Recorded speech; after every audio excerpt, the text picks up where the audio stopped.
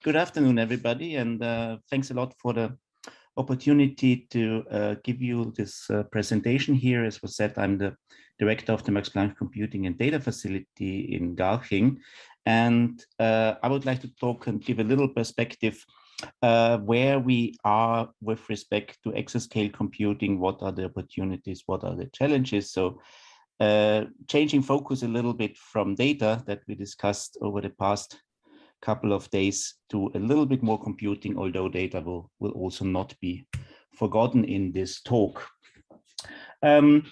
This slide shows the development of the supercomputing systems in the world over the past 30 years or so. And as you see, there is a straight line going up, a clear trend where systems are going. And that trend actually means that we should reach the exaflop now, or should have reached it last year. And in fact, first systems are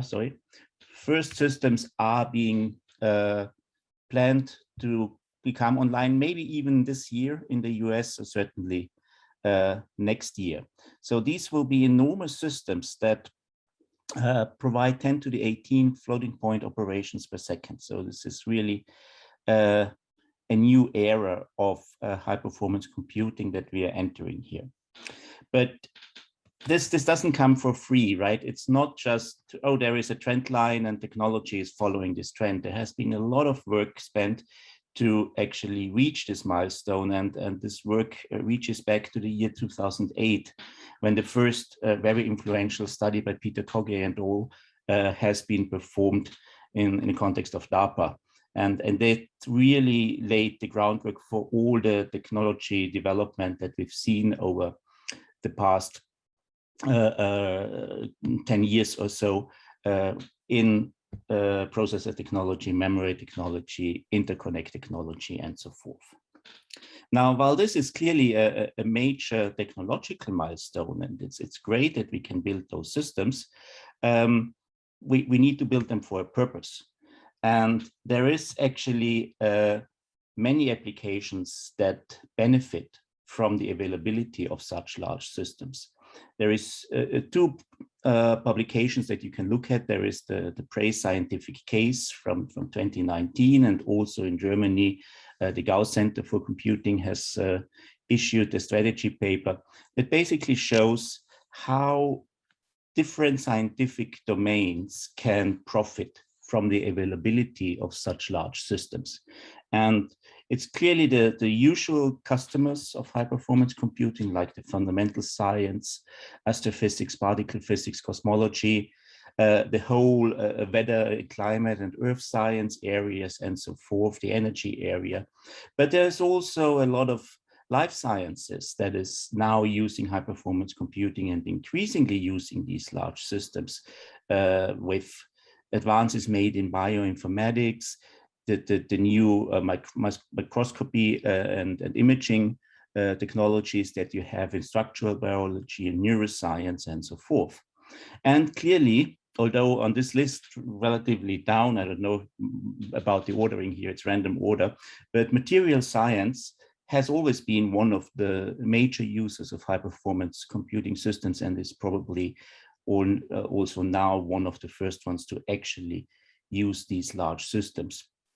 And as we are discussing in this workshop here, it's not only the simulation, but it's also the data-driven material design that drives the field.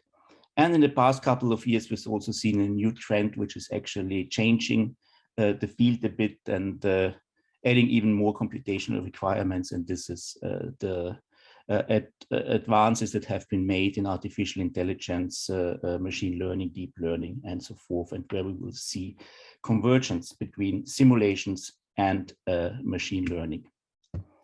Now, a key problem on the technology side that we face is that the so-called Dennard scaling actually has ended. So many of you know about Moore's law, and that basically says that every 18 months or so, you can double the amount of transistors that you can cram on a certain area. And this orange line here, I don't know whether you see my pointer, but the orange line on top that goes still straight up, this is actually Moore's law. Yeah. And Moore's law has basically also meant that with new generations of processors, the processor speed was going up, and that was the so-called Dennard scaling. But that came to an end about the year 2000, when you could not actually use more power to get an even higher frequency of your chips. That means that the single thread performance basically saturated, and people had to increase the number of cores. They had to increase the number of active computing elements in whatever form to still get more speed out of the processors. And that basically meant that the processors became much more complicated and the systems became much more complicated. And that we see now also in the systems that we see today. Today we see three dominant architectures, meaning coarse-grained ways how you actually put together and assemble large-scale systems. And I'm giving you 3 examples from so-called pre-exascale machines. These are machines that have recently been installed and are not yet exascale, but in the size of several hundred of petaflops.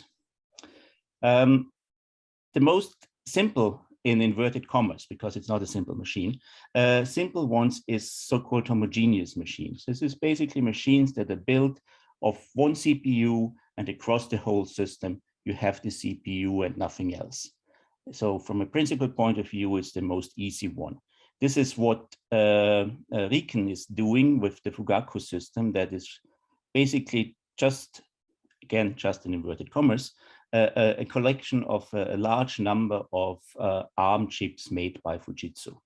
When you look a little bit into the details, you see the situation is not as simple. It's not a standard many-core system, but it's really one many-core chip is actually composed of 4 different chiplets, 4 different areas that have different memory characteristics and so forth. So it's, again, it's not so easy to deal with it, and you have to take care using it.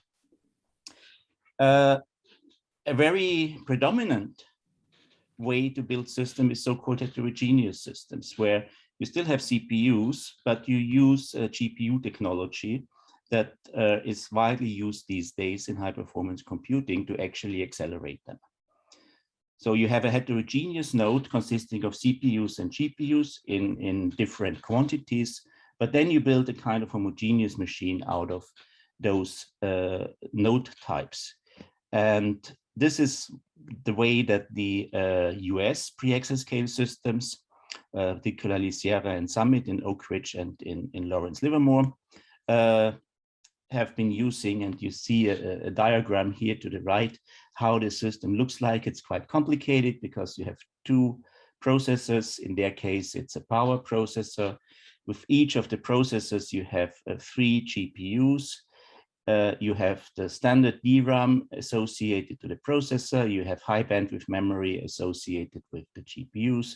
And you have the different network characteristics across the whole thing. And then you have this in a couple of thousand times in the system, right? So again, it's again a quite complex system.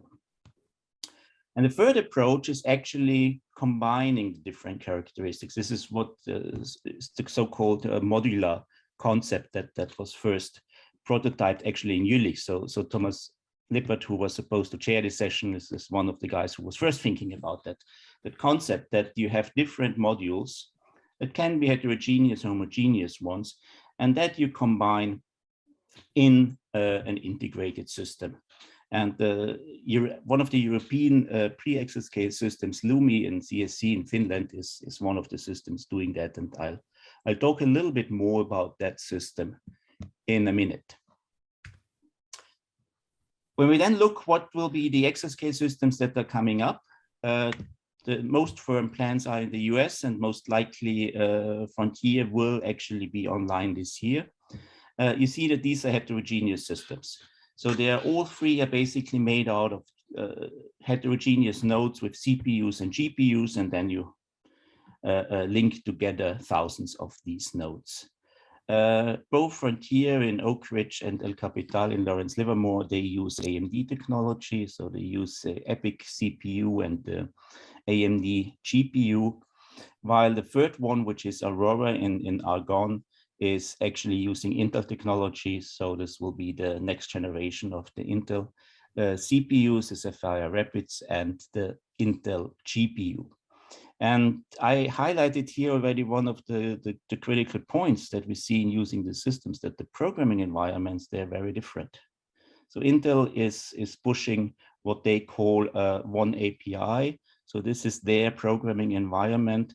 And as the name says, it's neither one, and it's also not an API, but it's a collection of different tools.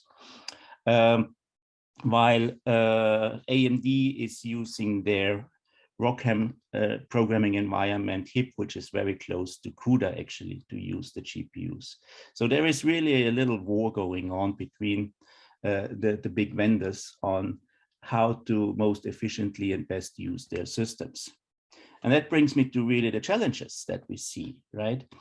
So these systems are enormous. We have to live with an enormous level of parallelism. To reach an exascale kind of performance, you need the order of 10 to the 9 floating point units, right? And those floating point units, they should be kept busy.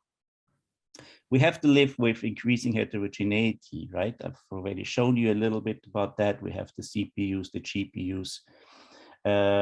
We have potentially other accelerators, FPGAs, and people are thinking about neuromorphic chips and even further in the future, perhaps even quantum chips and so forth.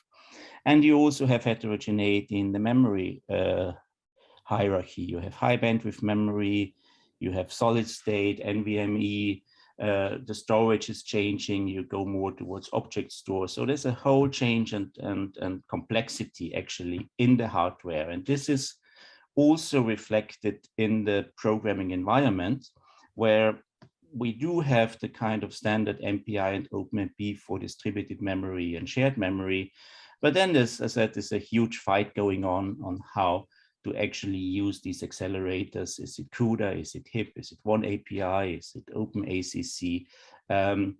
It's not yet clear where the mainstream actually will be going and who will win. And that actually means a lot for performance portability, right? It will be very difficult to port systems, applications to the systems. Then, of course, as these systems grow so large, there is a chance to actually do novel methodological approaches and even novel numerical approaches that so far have not been feasible. And for some algorithms also there is an inherent scalability limit, so you need changes in the numerics and in the approach to actually use those systems efficiently. And finally, we are starting to see that we're not only looking at one simulation that is being executed on the system, because, as I said before, scaling applications to this enormous size is often not really feasible. But we have a more integrated look at the workflow that an application actually is using, where the simulation actually is only one part. And I have a picture here again from Jülich Supercomputing Center on Earth system science, where the Earth system data is being used to do the simulation. You have data analytics, you have visualization, you have AI components, and so forth. So that needs a lot more than just running a single simulation on the HPC system.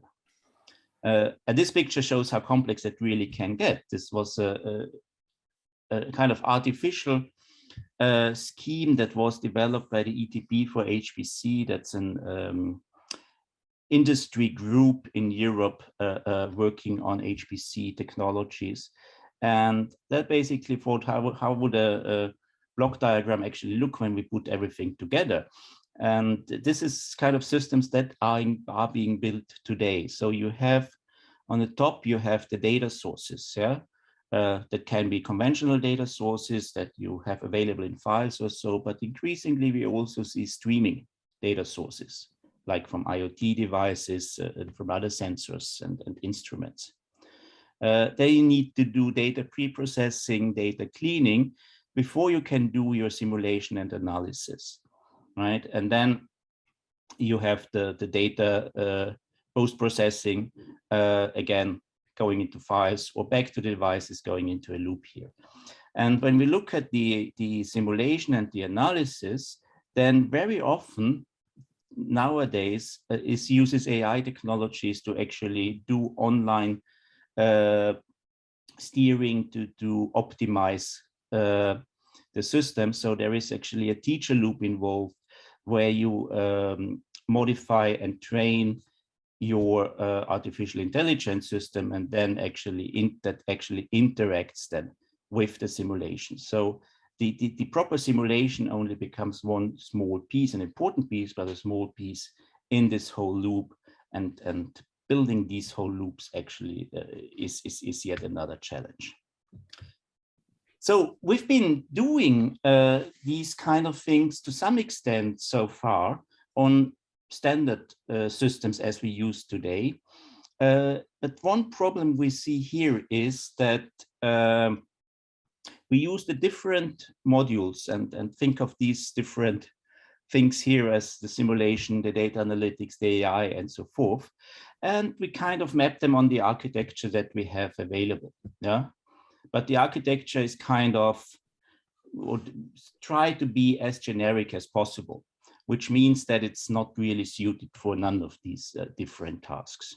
So when we go into modular systems, into composable architectures, then we try to have different modules that are tailor-made and specifically configured for certain tasks. So you can actually do the task you want to do on the appropriate system, and but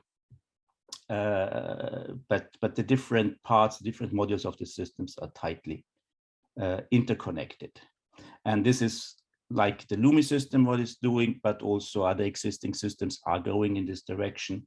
Like the systems we have in-house, we have a large GPU module that is used for applications that can make use of GPUs, but also a large CPU only homogeneous part that other applications or other parts of an application can be using.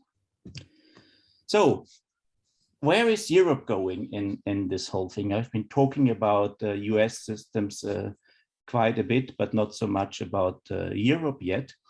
And Europe has been relatively late in this race.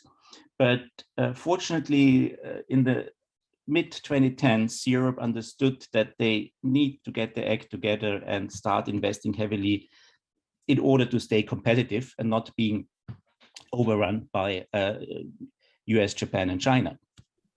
So starting in 2018, a so-called joint undertaking, that's a special form of European financing, has been created, which is called Euro HPC, and all European countries are actually now taking part in this joint undertaking.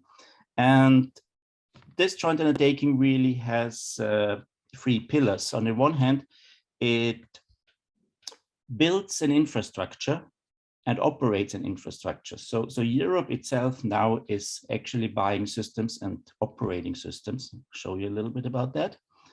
And it's also investing in related research and developments in applications, skill development, and by that building a real European HPC ecosystem.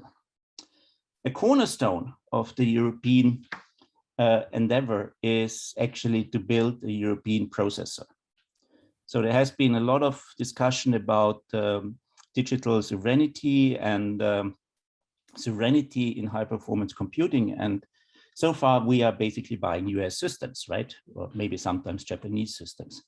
But while many components are actually also available in Europe, Europe is lacking processor technology. And so as of 2018, there has been a very large project started, the EPI, the European Processor Initiative, that is has the aim to develop a truly European processor technology. And this project is following two streams. On the one hand, it builds a kind of classical CPU that is ARM-based. So it will be very similar to the Fujitsu GPU that is currently available in Fugaku. And if their plans pan out, then the first version of that chip should become available next year, and then hopefully being deployed in large-scale systems later on. And then for 23, they are planning for the second generation that comes then 23. And this the code name of this chip is REA and REA 2. We'll see how that works out. There is a second stream, which is a little bit more risky and more on the research side, that is exploiting the RISC-V architecture for these chips. And the idea is to use this first as an accelerator that should then together on with the ARM chip be deployed on an integrated chip, and that should then eventually become a full RISC-V based CPU, but that's a bit more long term.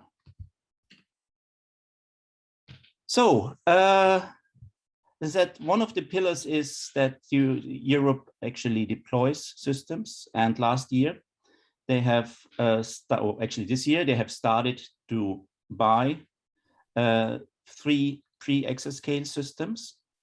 The 3 pre-exascale systems are in Finland and in CSC, in Kajaani, in Bologna, and in Barcelona. The systems in Finland and in Bologna are being deployed now. In Spain, they are still in the procurement process. And they are buying also smaller petascale systems on the range of 10, 15 petaflops that are spread around Europe to really build the second tier, so to say. And this pyramid will then be complemented in the coming years with 2 exascale systems, most likely to appear 24, 25. If things work out okay, then next year the process will start to decide on the hosting country for these exascale systems. So let me show you the 2 existing pre-exascale ones. First one that is Lumi, that's a Cray EX system, or now HPE. That's a very large system with over 500 petaflops peak performance that's being installed in Finland, in Kajaani by CSC. And this is one of these modular systems, right? If you've seen this wonderful snowflake already before. And that basically shows that you have these different modules, right? Most of the performance comes through a GPU partition, yeah? And again, they will be using the AMD GPU technology. They will also have a partition that is a standard x86 partition. We'll have specific partitions for data analytics that also has then accelerated storage. You have your standard parallel file system, you have object store, and you potentially will also have emerging technology and all that on a high-speed interconnect. So this system is currently being built. I think the x86 partition should already be available. The GPU partition is expected to come next year, and that will actually make this one of the largest systems in the world then. And a similar approach is being taken by the Italian system called Leonardo. They also have this kind of what they call a booster module. Again, this is many GPUs. In their case, it is the next generation of the A100. So meaning also that this will be coming next year from NVIDIA. And that will provide the majority of the performance, the 240 petaflops, and then they have a 9 petaflop standard CPU module, all interconnected to the same high performance storage. And then you have the various other services for visualization and so forth. Now, these systems actually, in order for them to be used very efficiently, a lot of effort needs to be spent on applications. And Europe has, starting with 2015, also started to invest heavily in application development. And they have started a program called Center of Excellence, which are large-scale projects that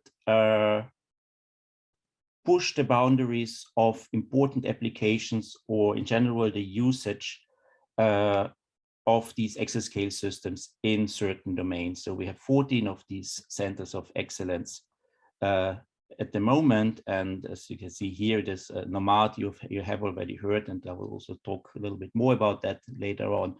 That is specifically for materials discovery. There's a second materials one called MAX as well. And T-Rex is also looking in similar technologies.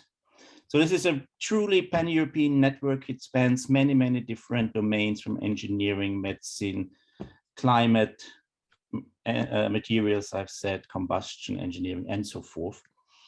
And as I said, NOMAD is one of them. And we've actually had 2 phases of NOMAD, or one phase is finished and the second phase has just started in 2014. And one big achievement, of course, is the NOMAD repository that you heard during this week a couple of times, so I'm not spending time on that. But the second phase now that has started a few months ago is also then looking into the exascale developments. So there is development of exascale codes, of workflows that combine the different components, as I've shown, and also data analytics. And all these developments will then be demonstrated with use cases from urgent energy and environmental research. The big problem is that if you want to go to from a petascale to an exascale system, you need to, or you have suddenly a factor of 1,000, right, in performance that you should be using efficiently. But how can you use a factor of 1,000? You're not going there in one go. So I'm showing you now from a other center of excellence in biomolecular research called BioExcel, an example and a related code which is called GROMEX. It's a classical molecular dynamics code. And basically what they want to do, they want to split the problem, right? So of course, they want to improve the code performance and the scaling single simulations, right? But they would be satisfied if they can get this factor of 10. And then they combine in single jobs already functional ensembles, yeah, that you combine. And if you speed this up by factor of 10, you're already at 100. And then you run many of these workflows in so-called ensembles. And that can give you a factor of 1,000. But you see, you have many different levels of parallelization that you need to think of, starting from the small vectorization inside the CPUs, the vector extensions that you have, the usage of the GPUs, the domain decomposition, and the ensemble decomposition. So it's really a full-fledged strategy here. Now, let me spend the remainder of my talk in giving you a few examples of what we do in the Max Planck Society, and specifically at my institution, the Max Planck Computing and Data Facility, of which you see a nice picture here. So this is actually where our systems are, and this is where our people are.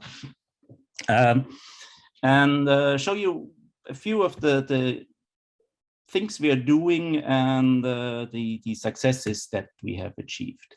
We have a very large application group that works with leading software packages, and the researchers, mostly in the Max Planck Society, to actually scale them, make them better, port them, and so forth. and there is a lot of materials and biosciences. We have also an Eigensolver library, but we also deal with astrophysics, plasma physics, biophysics, bioinformatics, a lot of different things. And when you work with codes, you have to deal with the complexity that I've showed you in the beginning. So we are really dealing with all those problems. We use MPI and OpenMP. Important here is really that you use most modern things, modern OpenMP, shared memory MPI. You use CUDA-aware MPI, meaning that you can actually communicate between GPUs and you don't have to go via the host all the time. You need to work with the SIMD intrinsics, with vectorization and so forth. Programming the GPUs, CUDA, OpenACC. You need to use task parallelism. We use AI frameworks and also go into a little bit more researchy directions. That one is the usage of performance portability frameworks, particularly in the US ECP, the Exascale computing project. There are such frameworks like Cocos or Raja being developed that actually should provide an abstraction and independent of the hardware, provide you with good performance. And we're also looking into things like mixed precision fault tolerance and so forth. Now, this is one example that from a plasma physics simulation code that just shows how if you spend enough effort porting it to GPUs, you can really get tremendous speed up. The high bars, this is the CPU version, and the low bars are using the GPUs as well. As you can see, we get a speed up of 10 to 15 using the GPUs versus a CPU only. This was run on Summit, the system that I've shown you in the beginning, one of these US Exascale systems, and it scales pretty well. This is weak scaling, pretty well up to 512 nodes. So we're using 3,000 GPUs in parallel here, so which is quite an achievement. But far from Exascale, but quite an achievement. We're doing similar things also on electronic structure code. This is a DFD code Octopus that some of you might be familiar with. Here we were able to use it efficiently and up to 32 nodes. This is our system where each node has 4 A100 GPUs. You see a speed up to the CPU version of about factor of 10, again, which is very good. And so this is really something that you can use in production today on today's systems. So I mentioned a big effort for us also is an eigenvalue library called ELPA, which has become a de facto standard for electronic structure calculation. It's better than most of the commercially available softwares. It's open source, was developed in a collaboration with the Fritz Haber Institute, the Technical University Munich, Wuppertal, and the MPI KTS. It has very good scalability. So this is up to 40,000 cores on our CPU system. Of course, it depends a lot on the matrix size, right? If you have a small matrix size, then of course you cannot get the best performance. But we've also shown this using it up on to 200,000 cores on the Argon system Theta. And this library is also part of the efforts in Nomad that I mentioned. And here we're working particularly to move it to GPUs. So now we have full support of NVIDIA and AMD GPUs using CUDA and HIP. We're also working on the one API so that we can use it on Intel GPUs once they become available. And we have actually demonstrated this at scale, of course, again, with a huge matrix, 1.8 million. And we're using about 24,000 NVIDIA GPUs on the Summit machine, which is a large fraction of Summit, very efficiently. It was most likely a world record, I'd say, but it's not proven.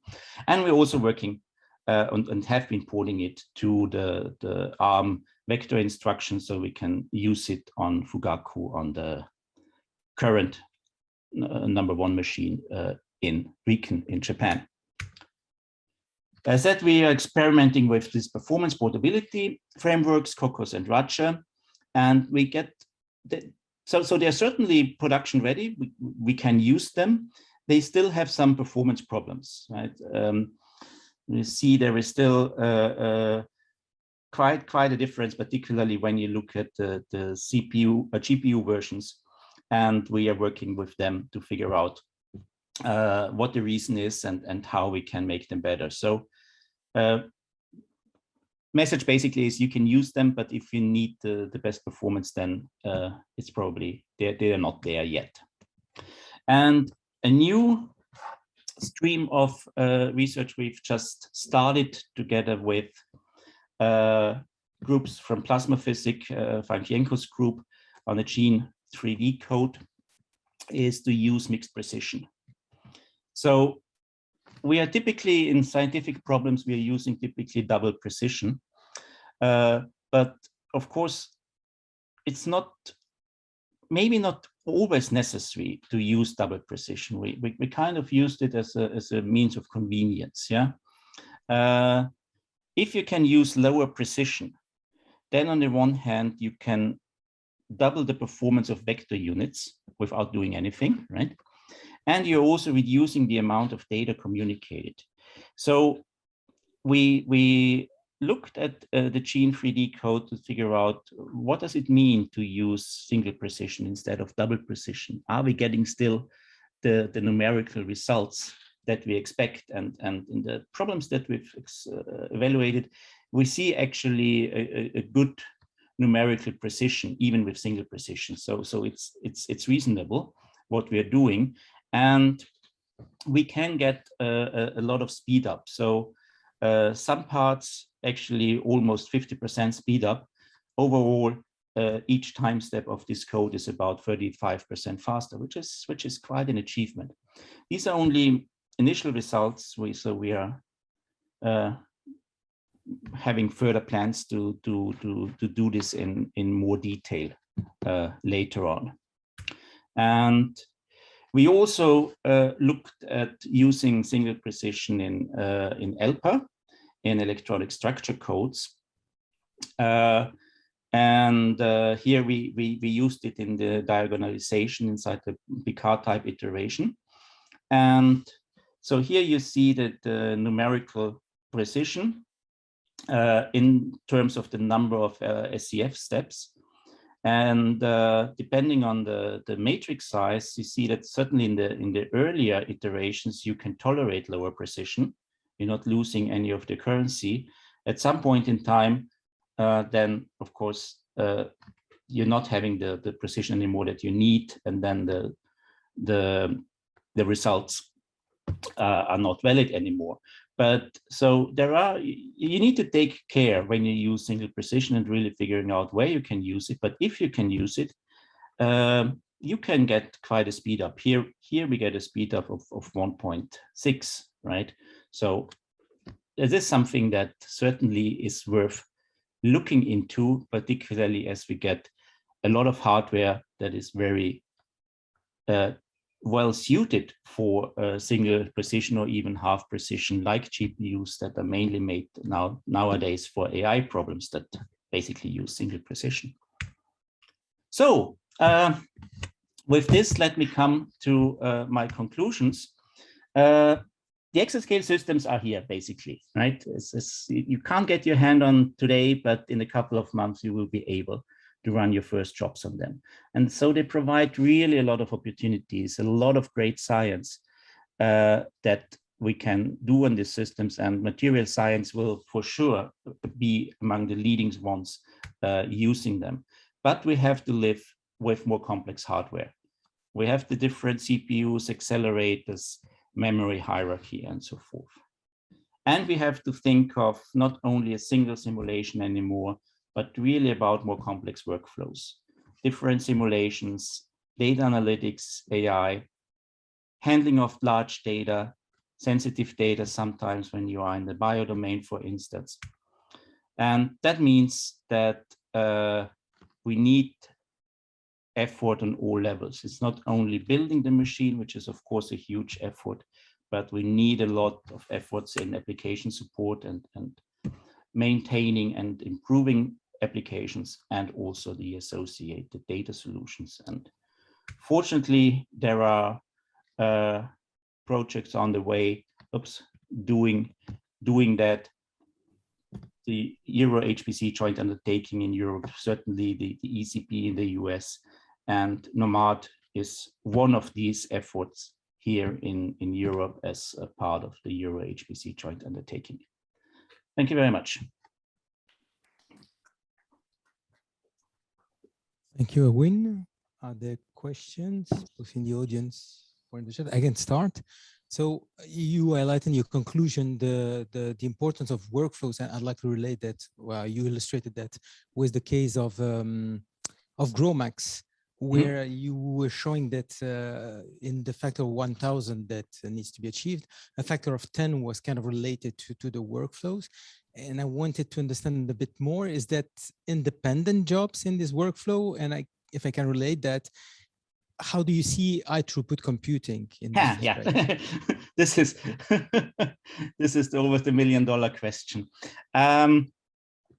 These are independent jobs indeed, but the results are tightly related. So you need to collect the results together and in order to progress. I'm not an expert in molecular dynamics, but this is how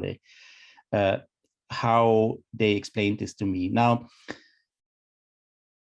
I think this whole idea between high throughput compute, differentiating between high throughput computing and high performance computing, I think these days is a non-discussion. We should talk about large scale computing, right? Because at the end, we have large systems and we have large scientific problems and we want to solve them. So we need to make the best use out of these systems. And the discussion goes back to the time when actually a dominant part of the cost of a high performance computing system was in the network. And this is not the case anymore. And even if you are using high throughput computing, you need a good network that you can use your data, you go to your disk systems and so forth. So I think, to me, it will be, the use case will be to have ensembles of maybe not so tightly coupled ensembles on these systems. Otherwise, we'll not be able to use them. I don't see single simulations really scaled up to that scale. Thank you very much. I see that Matthias has raised his hand. Yeah, so some extent, I have two questions. So one was somewhat similar in a sense. I think it's good to see that exascale computing does not necessarily mean that your individual code runs on exaflops, but that you can do this by workflows, and that's good. Of course, at the end, also in your case of the GROMACS, means that some jobs will finish a little bit earlier than other jobs.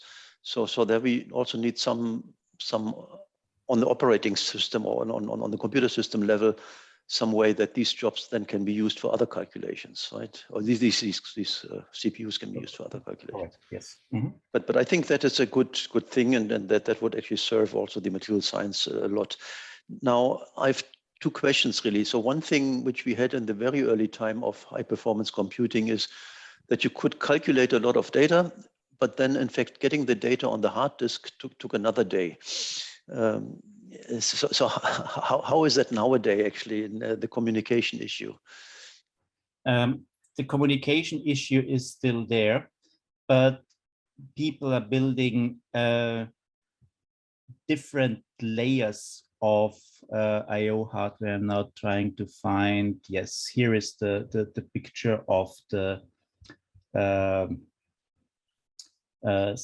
Summit system. Mm-hmm.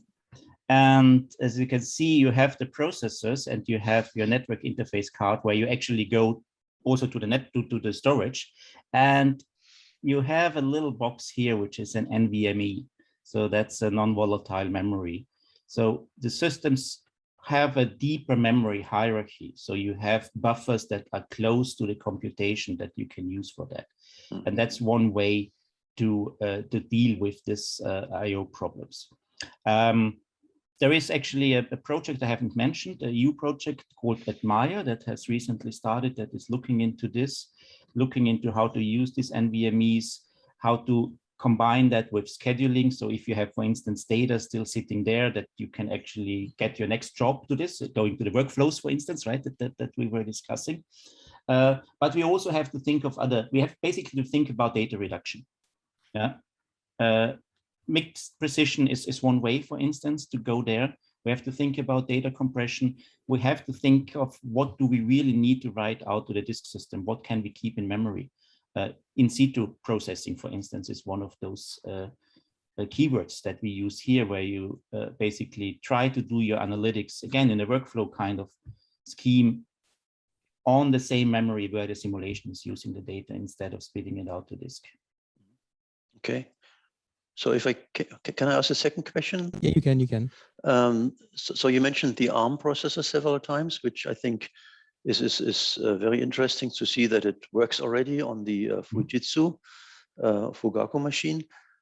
Now, and in Europe, there are some developments. So my question is actually the European ARM and the Fujitsu ARM, are these really the same things, or is that now getting somewhat separated and they just have the same name? It is the same instruction set. Okay. Right. But, you know, how many memory channels they put on, how they configure the chip, how many cores it will have, and so forth. This will be different. And there is nothing publicly available about the European processor yet, unfortunately, so you could compare it. But is there a collaboration with Fujitsu, or they collaborate? Yes. Okay. Thank you.